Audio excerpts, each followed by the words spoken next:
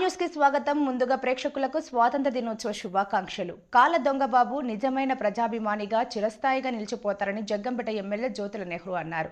దొంగబాబు ప్రథమ వర్ధంతిని పురస్కరించుకొని జగపతి నగరం పంచాయతీ కార్యాలయం ఆవరణలో దొంగబాబు కుమారులు పేదలకు దుప్పట్లు, పండ్లు పంపిణీ చేసే కార్యక్రమాన్ని నిర్వహించారు. ఈ కార్యక్రమానికి జ్యోతుల నెహ్రూ ముఖ్య అతిథిగా పాల్గొని పేదలకు దుప్పట్లు, పండ్లు పంపిణీ చేశారు. ఈ సందర్భంగా నెహ్రూ మాట్లాడుతూ దొంగబాబు లేని లోటు తీర్చలేనిదని, దొంగబాబు ఆశయ సాధనకు వచ్చే పంచాయతీ ఎన్నికల్లో ఆయన కుమారుడు వెంకటేష్ ను సర్పంచ్ ను చేయడానికి ప్రతి ఒక్కరూ సహకరించాలన్నారు. త్వరలో దొంగబాబు విగ్రహాన్ని పంచాయతీ కార్యాలయం వద్ద ఆవిష్కరించేందుకు అన్ని చర్యలు తీసుకోవడం జరుగుతుందన్నారు. ఈ కార్యక్రమంలో ఎంపీపీ తోట రవి, తోట గాంధీ, జగపతి నగరం సర్పంచ్ గుడాల శ్రీలత, రాంబాబు, ఉప సర్పంచ్ గౌతు జగన్నాథరావు, దొంగబాబు కుమారుడు కాళ్ళ వెంకటేష్, తూము కుమారు, కుర్ల చిన్నబాబు, ఆళ్ల శ్రీమన్నారాయణ, ఆళ్ల నానాజీ, కంచమర్తి రాఘవ, సూరిశెట్టి వెంకట శివ, గూడే బాల, మదిరెడ్డి, సూర్యబాబు, అధిక సంఖ్యలో టీడీపీ నాయకులు తదితరులు పాల్గొన్నారు.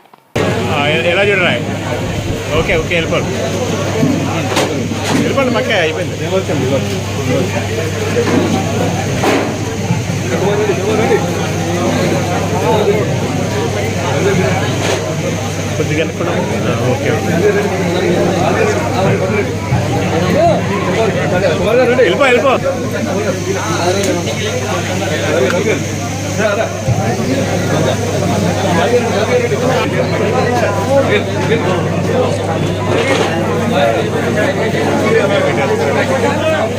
ఓకే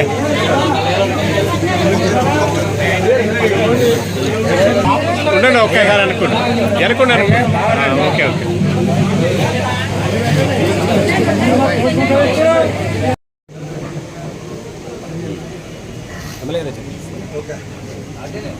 కోరుకున్నాడు. జగపతి నగరం పంచాయతీని సర్పంచ్ చేయాలి.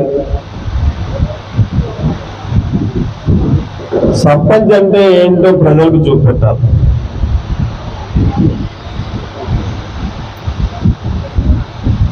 రెండోది, మీరు ఎమ్మెల్యే అవ్వాలి. మీ వెనకాల నేను కారు వేసుకుని మిమ్మల్ని వదలకుండా తిరగాలి.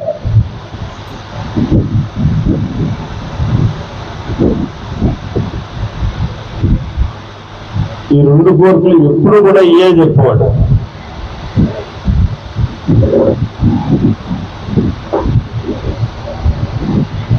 కానీ ఆ రెండు కోరికలు తీరకుండానే చనిపోయాడు దొంగ.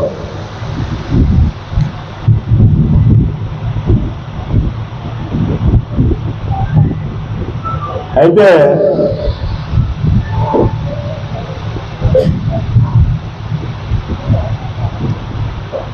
ఇక్కడ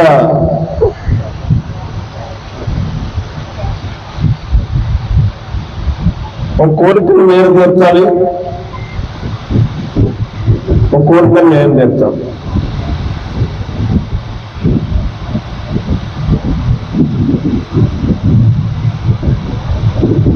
దొంగబాబు కుటుంబం నుంచి మనం జగపతి నగరం పంచాయతీకి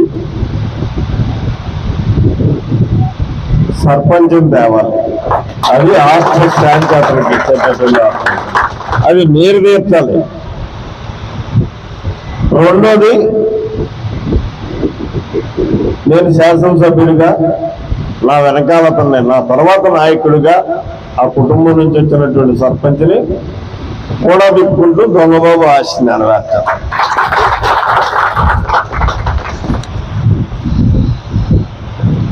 అయితే యాక్చువల్గా ఈరోజు ఈ సంతాప సభ విగ్రహావిష్కరణ సభ జరగాలి.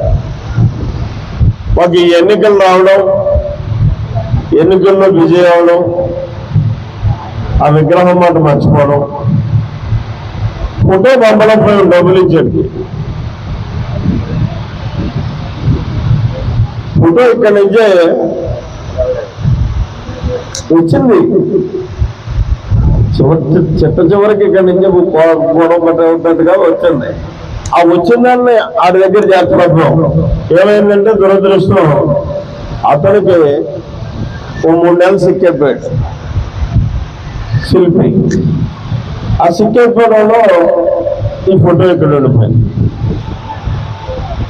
మళ్ళీ అతను రీకలెక్ట్ యువతలోకి అతను ఫోన్ చేశాడు, మీరు ఏదో విగ్రహం అన్నారండి నాయకుడిది,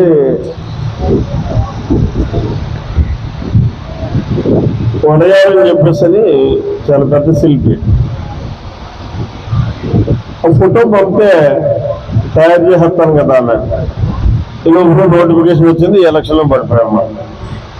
అక్కడికి ఒక రోజుని మన వెంకటేశ్వర రమ్మన్నాం, ఇది ఇలాగే మర్చిపోతున్నాం మనం అని చెప్పి మా ప్రసాద్ని వెంకటేశ్వర ఇద్దరిని పంపి పంపుదామని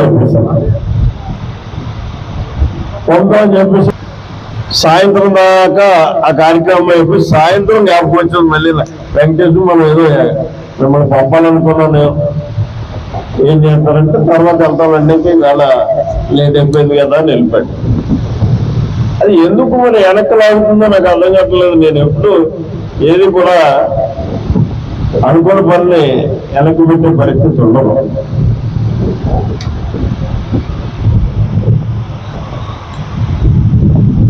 రేపు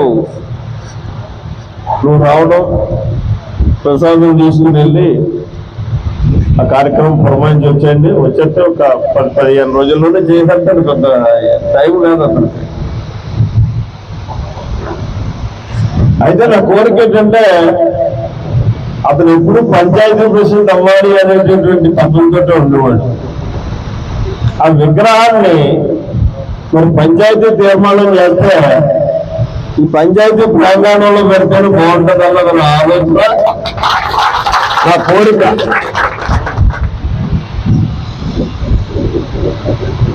ఆ తీర్మానం మరి